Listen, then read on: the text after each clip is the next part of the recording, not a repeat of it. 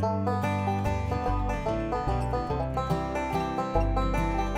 can seed indoors throughout the entire year. I'm here at Strange's greenhouse. One of the things to keep in mind is you do need bright light. So if you don't have natural light, you can use artificial fluorescent light. And there's many different types of trays that you could seed in depending on what your end result is. You know, some people, like if you were going to plant a wildflower planting, you might use something like this, but this has 300 different openings, so that's a lot of plants. What I'm going to use is this tray here, and you can make your own plastic tent out of coat hangers if you want, or you can purchase a cover that comes with a tray like this. I like these openings because they will allow the plant to survive about 4 to 5 weeks, maybe 6 weeks, before you have to put them outdoors. And really all you need to do is get your soilless mix, and this is an all organic mix.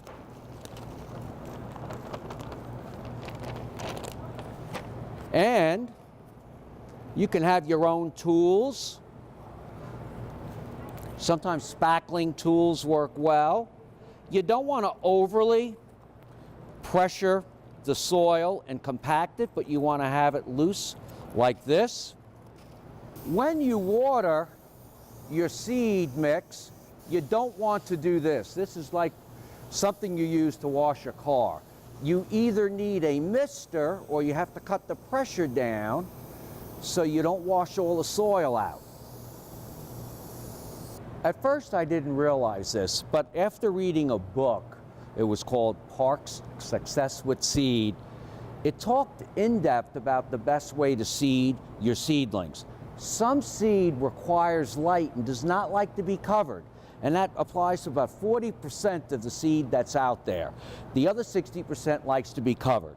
And usually you cover the seed maybe 2 to 3 times the size of the seed. So what I'm going to do is just poke little holes for the ones that like to be covered. In some cases I can put 2 seeds per cell. In some cases it might just be 1. Keep in mind when you're seeding certain plants, you want to seed the plants that really need a longer time to grow. And one of those is morning glory. Morning glory really needs to be established before you plant it outdoors sometime in May. So what I'm going to do here with morning glory is drop the seed in each of the holes. I'm going to put 2 seed per cell. And then when I'm done, you can just cover them up just like so. That's easy.